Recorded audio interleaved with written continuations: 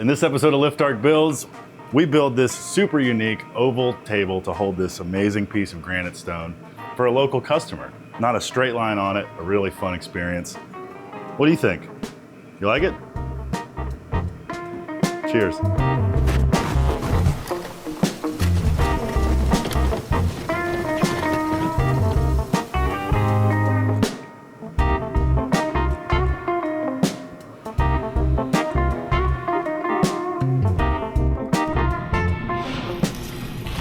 I am about to cut an oval for a table base. So we're about to start making a table to fit this nice oval piece of granite countertop that was left over. And so I'm gonna cut an oval to hold it. Then Tay's gonna bend flat bar around it. And then I'm gonna cut some more legs. He's gonna do a lot of bending and rolling this time. So we're about to see how close my CAD work was to the actual oval countertop. It's a tough one to translate a physical object into CAD one-to-one without some sort of probe. Because who knows, I'm assuming that remnant was left because the customer had a sink mounted in a stone countertop. That was the drop. I think that's what she said. And she just had the stone company polish it for her. But an ellipse is a fairly well-defined geometric shape. Does it abide by, Is it? right? Is it? I don't know. I don't do ellipses. An ellipse? Yeah, I mean, there's a button in CAD that says ellipse. Like, Yeah. it's a well-known. I don't do it. I'm a big fan of circles and straights. Well, an ellipse is defined by its x dimension and its y dimension. Yeah. And it's a depending on which direction you're going, it's an increasing arc or a decreasing arc, and there is a relationship between like a sine wave and an ellipse, technically, right? So it's like a changing and It's just a stretchy circle. Yep. It's a circle that got stepped on, Yeah. and Yeah, but which direction did you step on it?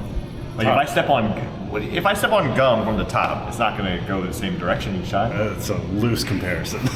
Yeah, and I loosely know what ellipses are. We're trying to make a table, a coffee table, watch your back, for a customer that is going to support this piece of granite countertop that she gave us, which is an ellipse. And it's going to have an inset piece in the top to hold the stone.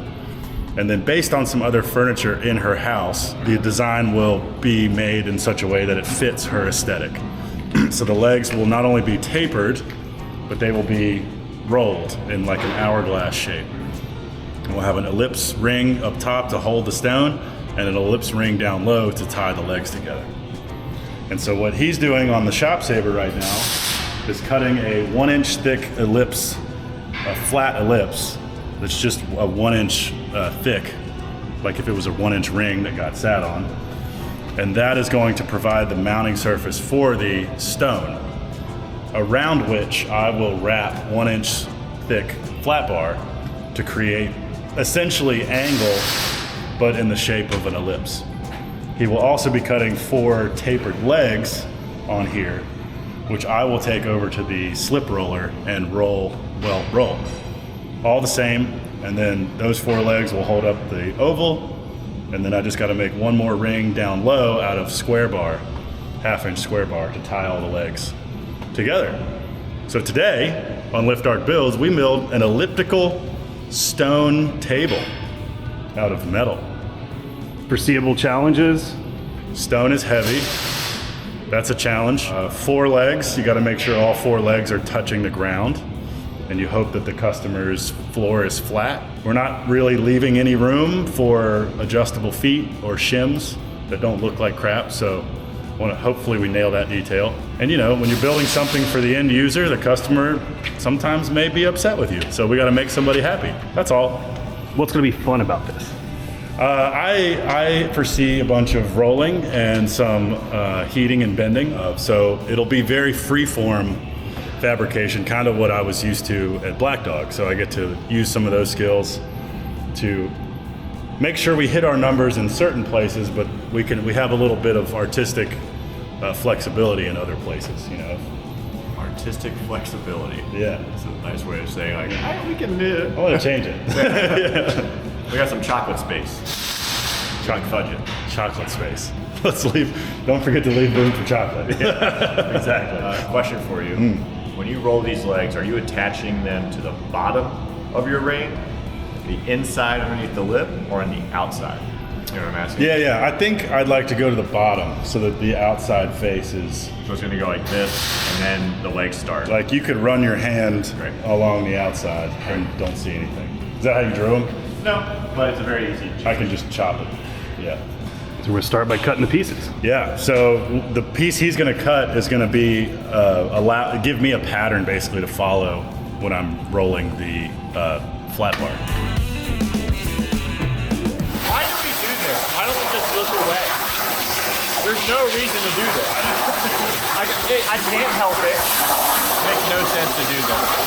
Why am I doing this? I'm looking away. Let me go de-drop it and clean it up, and then we'll see how close we got to the stone. Sounds good? Bravo, sir. I mean, it looks the right general shape. Yeah, if that's what ellipses are, nobody knows. Nobody can tell me. I'm It definitely... is actually the most loosely defined shape in common geometry.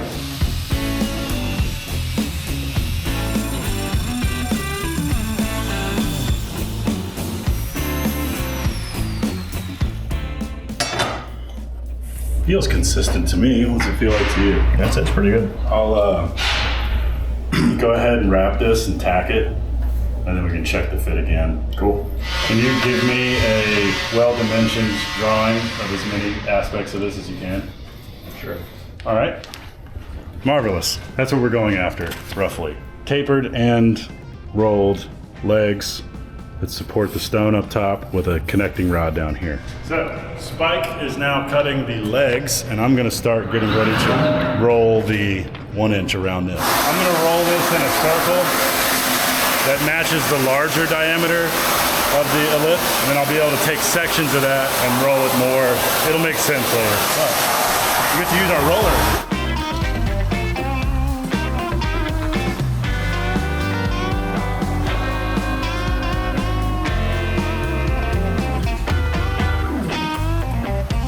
Now, it matches perfectly pretty much from there to there. So, a quarter of my ellipse is now gonna fit great. What I could do, I have several options. I think what I'm gonna do, and how I've done this in the past, is basically cut out sections. I think what I'm gonna do is basically cut out sections. So I've built some elliptical tables in the past, and how I did it was rolling pieces at different radiuses and taking parts from those different circles and joining them together in a bigger piece. So what I'll likely do is say, all right, this piece that I've rolled fits the ellipse from here to here. So I'll cut that part out and tack it in place. And then I'll take a section of flat bar, roll it a little bit more, and that will probably fit from here to here. Follow me? And then, do that on the ends. But you have 4 chances. Well, 2 chances. You have, these 2 curves are the same. These 2 curves are the same. And then these 2 curves and these 2 curves are the same. So you have kind of like 8 different arcs that make up an ellipse when it comes to a hand shaping thing. If I make this curve now that I've made will fit this top part and this bottom part. If I roll one to fit this end, it'll fit that end because it's the same. And then, if I roll one to fit sort of the space in between those two, that will fit here, here, here, and here. And you can get as fine as you want. A lot of people would probably choose to just use the torch and heat and bend around. But I like that roller. I like learning how to use it. I like trying to do it cold working the steel instead of kind of just brute forcing it, because I want it to be as precise as possible. So we'll see how far I get.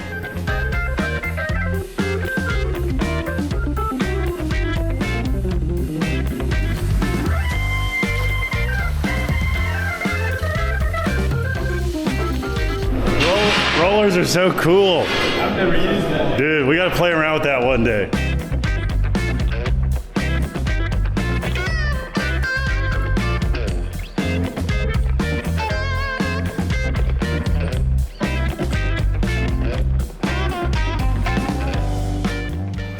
So we test fitted this thing around the stone, and it fit pretty good once we even it up and grind it smooth and everything. And when we actually go to set the stone with the silicone, that'll take up the rest of the space. So we filmed all that with Spike and I. So yeah, so now I'm just welding it up. I'm starting underneath and I'm stitch welding this seam here using the TIG welder, and that's been done. And now I'm going around and doing a partial butt joint weld on the outside between where the pieces come together, just while everything's clamped to the table. I want to do as much welding while everything's clamped down as possible, and then we'll let it cool while it's clamped down, and then I will take the clamps off, grind everything smooth on the outside and the bottom, and then we'll weld the rest of the side joints. We'll weld the joints at the top of the edge on the opposite side of this, grind all that smooth, and then we'll weld the seams on the inside. So weld, grind, weld, grind, weld, grind, and then it'll be this should look like one smooth piece when we're all done. So that's the goal. Nice. I'm using TIG because it's going to be less grinding. It's more of a precision part. I don't have to deal with a bunch of spatter. It's just less weld I have to grind off later. How the legs coming? There they are.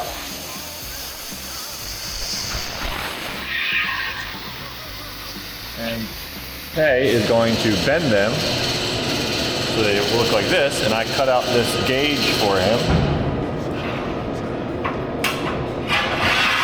So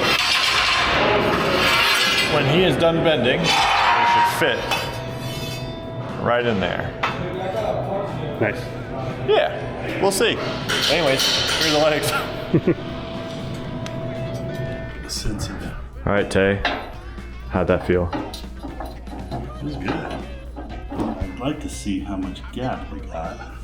You got about... Well, I mean, between the part you can't see right now. I'd help, but I'm holding the camera. Story of my life. I would have actually helped. This is a behind the scenes thing that most people don't see on camera. It's Tay looking around for a very specific thing in a place where he did not put it last time. What are you, my inner conscience?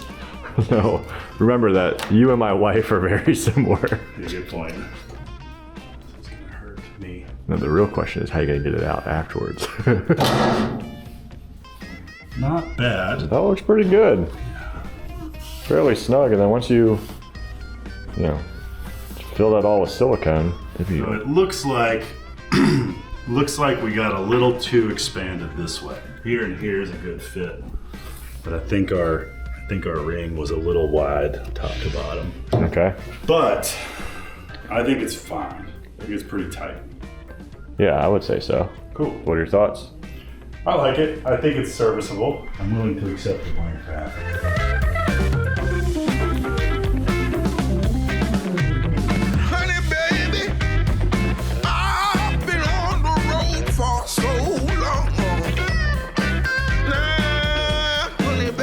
All right, this angle grinder is dying. Shall we send it to the moon?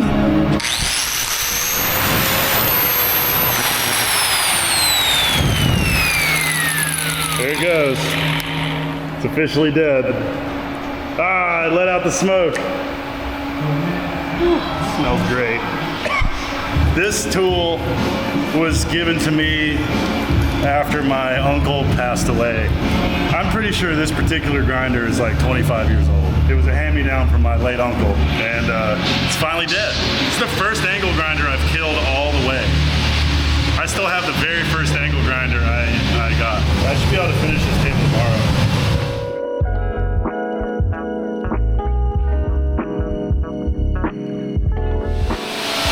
I've ground down the welds that I used to join all the pieces on the bottom. I'll probably chase some of these gaps, try to make this a little smoother, fill in the rest of this with weld. Maybe, maybe not. I don't know if I'm gonna do all of this seam because you'll never see it. I am, however, gonna finish the rest of these joints, grind them real smooth, finish the rest of these joints on the top, grind them smooth, and then I need to come in here and cut out my tacks from where I originally put these together, because the stone has to sit down in here. So I gotta grind those out. And it's, just kind of manually get rid of most of it, and then I'll probably come in with a die grinder and just smooth it up. But you'll never see it. The stone is sitting in here, and it'll be siliconed in. So I just wanna get most of that weld in there out of the way so that it's not keeping the stone out. Sitting pretty. Yeah, so almost done with this piece, honestly. If I finish this today, which I will, tomorrow I can cut some spacers, set it at the right height up here, level, and then while it's in the air, I can roll my legs and position them underneath and tack everything together. So, should be able to finish this tomorrow. And so there's some artificial tight deadlining. How about that?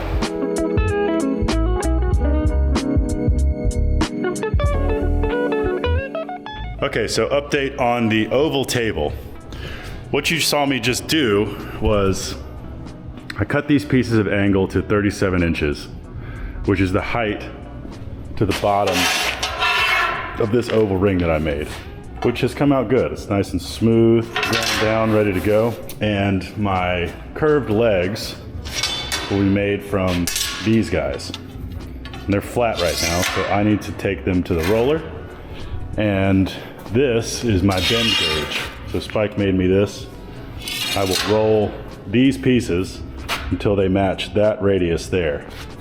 So I'm gonna go ahead and knock those out, and when I get back, Spike is gonna have a template for me that I can lay over here, and it will have notches where my legs go. So we'll be using his pre-drawn CAD file to make a template to help me locate the legs, instead of me trying to measure now retroactively for 4 leg locations. We already have the CAD file, we have the Shop Saber plasma, so we'll just do it that way. And it'll be a lot faster. Work smarter, not harder.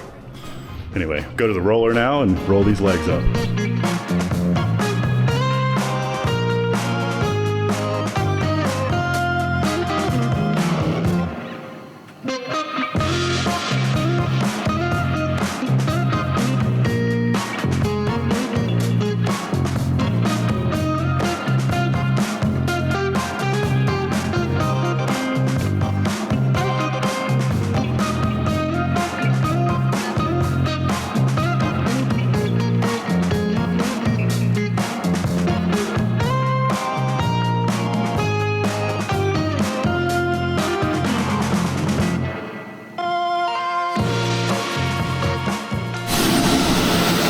What I'm doing right there is I added 7/8 of an inch to the top of each one of these legs. Had some 1/4 inch flat bar, cut a piece, tapered both sides, welded it on, and then ground it.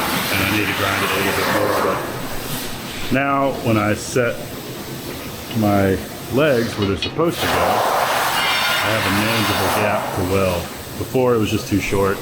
I'm not really sure what just happened, but I know that my tabletop is positioned where I want it to be, and now that I have this level clamped here, I can set these guys in here, and then I have a nice weldable joint up there. So, okay, so I think this is where I'm going to leave it for today. Plasma cutter is busy doing something else, and I need to make a pattern for the lower oval that I'm going to make out of 1/2 inch square bar. But all the legs are fully welded.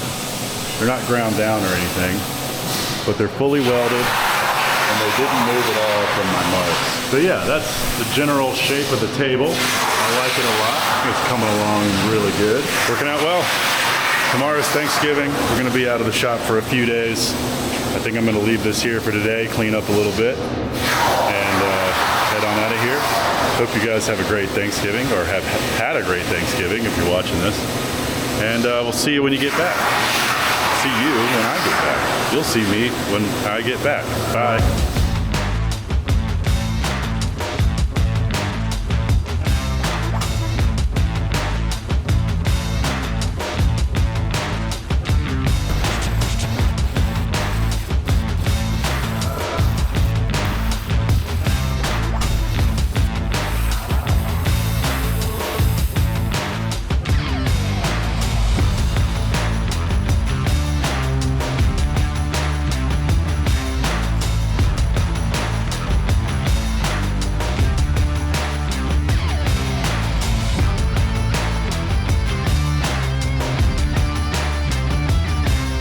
All right, so this is where we're at. The most important thing to me is that all the legs are the same. So that's where we've gotten them to.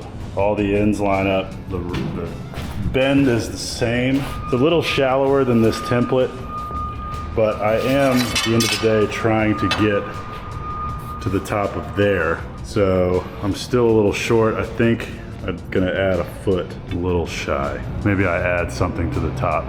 We'll see. So I've got those. Now I'm gonna clean up this template, because what this is gonna allow me to do, set this on here, and now I have my leg location marked out. It's all I needed it for, was to transfer the locations from the CAD file to real life so I don't have to do a bunch of thinking. So I'm gonna mark these areas real clearly, set my oval back up on my temporary legs, tack things in place, and then I can start figuring out how to mount my, my legs.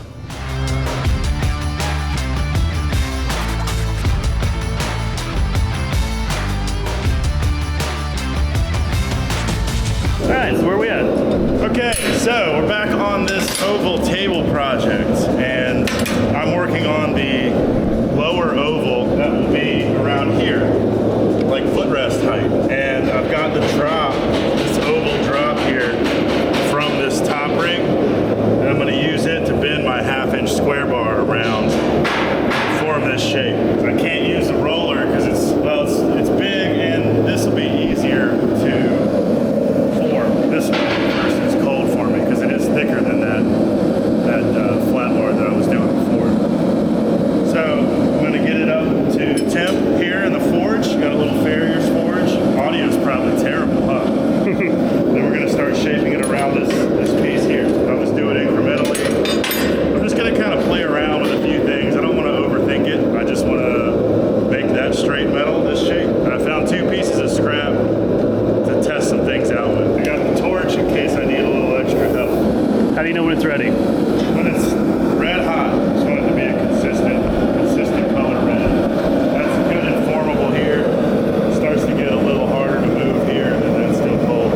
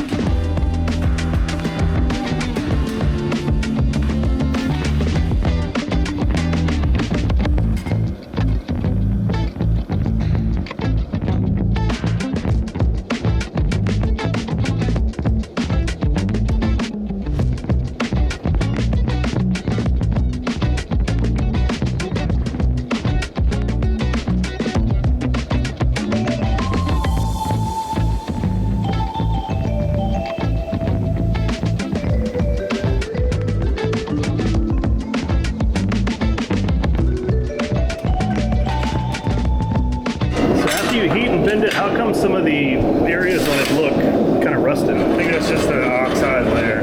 Yeah, I'm not really sure. I've always seen that. Some genius in the comments can tell. I just make metal hot and then move it around.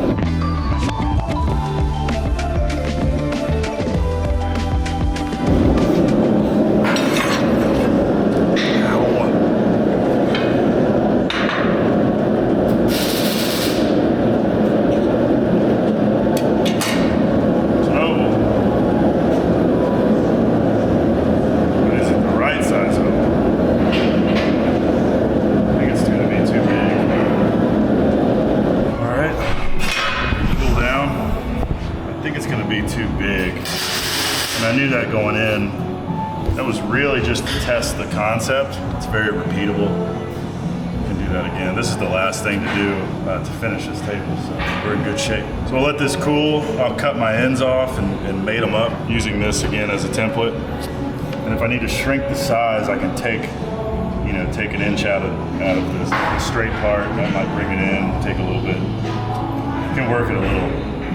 Or I can recut this template, put it back on the plasma table, cut an inch off of this, because it's got to fit inside these 4 legs here, about 12 inches up. And right now, this does not. This is the drop out of this upper ring. This is what was left. So I don't quite think this is just gonna fit inside the legs because I actually flattened the radius of these legs in order to get them to reach all the way up here. This was based on the CAD file. This should work, but I went off script a little bit. You're an artist. You'll need a script. Thank you. I'll take that. But also, you just got to make it work. I held the legs up after I made them, and they were 7/8 inch too short. So the CAD model didn't exactly equate to real life success. So I actually had to scab on 7/8 of an inch of 2 inch on the top of each one of these legs, which you can't even tell now. This thing looks pretty good. Yeah, and I then made it wider and then ground the taper, so it looks consistent. But had that, because you saw the video at this point, but I put this oval up at the right height and then made the legs to fit. So that this oval is actually sitting right now, it's being supported by these angles. So yeah.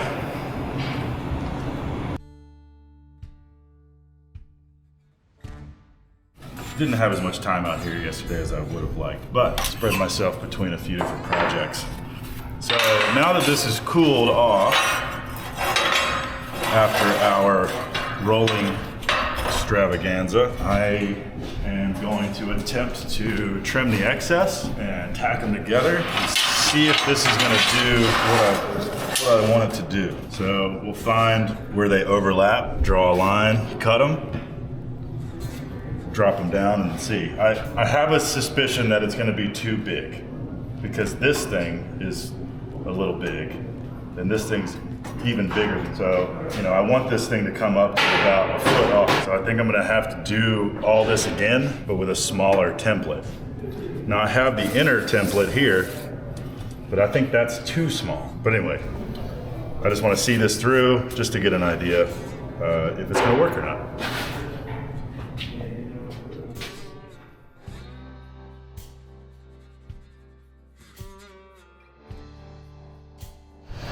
What I need is this just a ½ inch bigger. Yeah.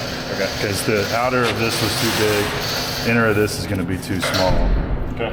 And I didn't want to waste more 1/4 inch, so I went ahead and welded it together. Cool. I can do that. Do you need help squaring it on the table, or? Cool. It might be a little off, but it's fine. It's okay, because I'm hand working it, so it's going to be a little imperfect anyway, and I'll spend a lot of time grinding and stuff.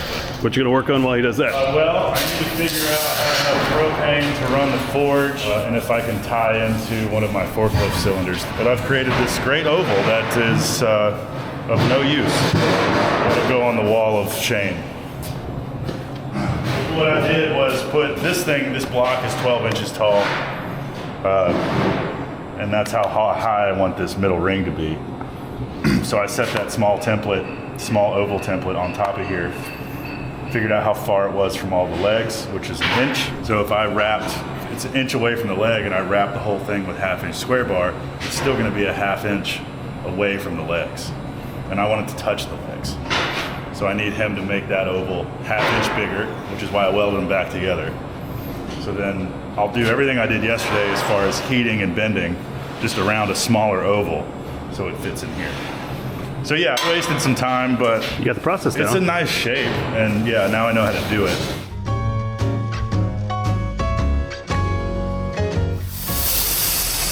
Yeah, I put new batteries in this, by the way. Thank you.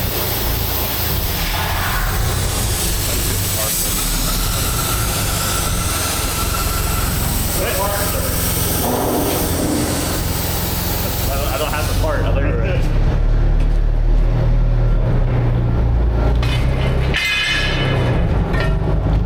Wonderful.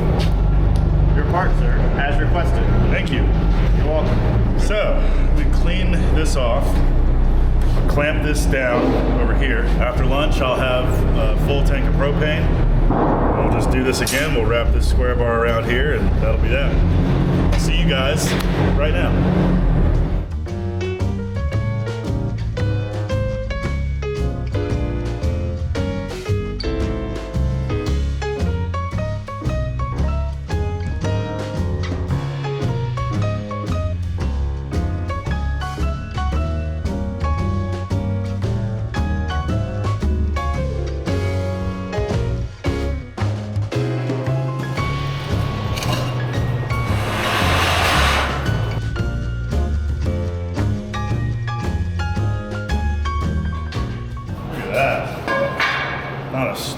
kind to be found.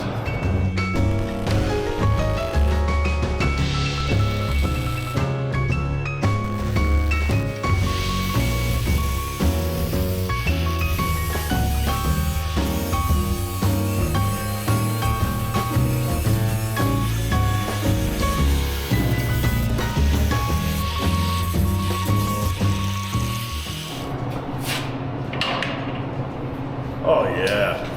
Look at that.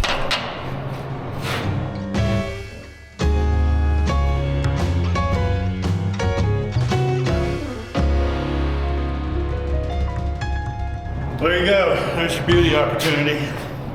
That's a handsome looking thing. I can't wait to send that to the customer.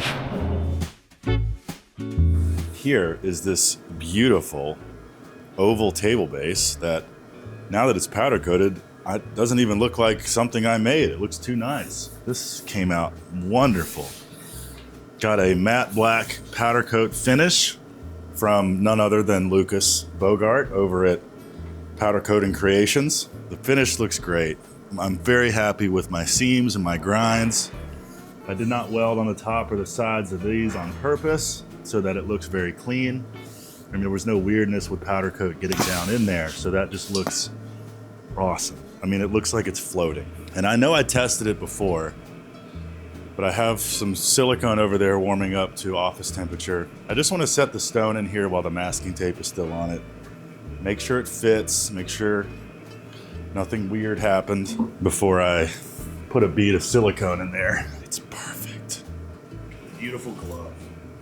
That is awesome. Yeah, it's got a little harmonic. I sort of knew it would. But man, it looks so good and delicate.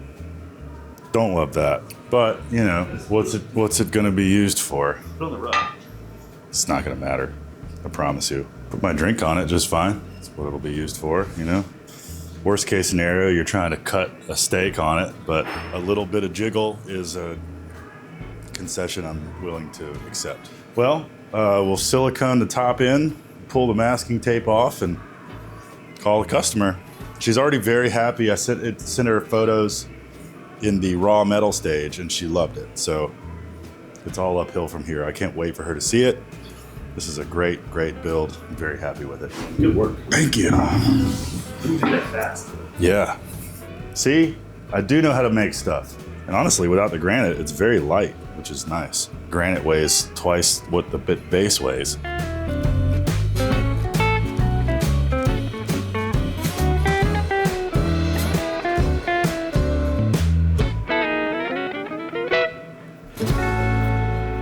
Very unique cut of granite. This may even be man-made, I'm not sure. I'm gonna install this just like any other countertop gets installed. They just use silicone caulk. Put a bead of caulk down on the cabinetry or whatever the countertop's going on, and they just press the stone in place. You don't really want to use anything crazy permanent because you want to be able to remove it if you want to. This is less likely to be in that scenario than a countertop would be, but you kind of lean on gravity a lot. Like, gravity's not gonna, I could put this in there with no silicone and it would be a perfectly viable table. Everybody's been to their aunt's house. She has that crappy patio table that the top failed and she just set like a paver on top of, and you're like, yeah, it works.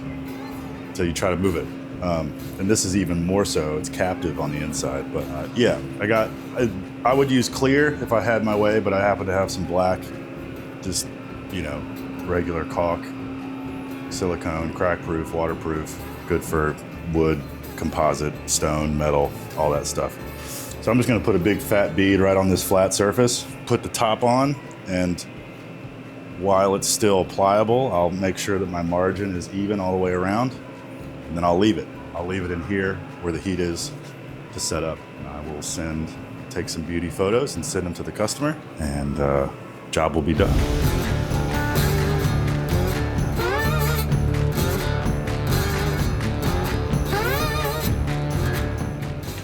Nice fat glob.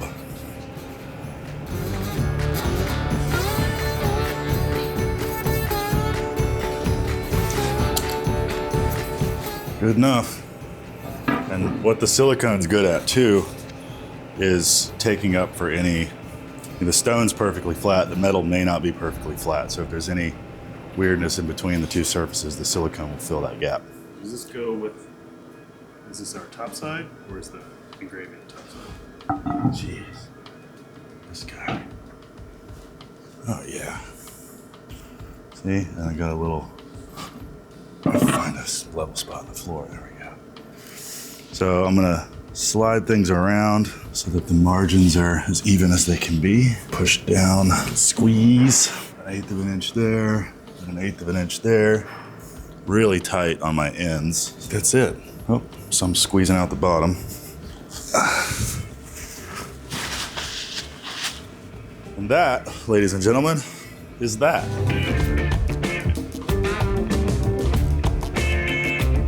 I think this project will make me start posting on Instagram again.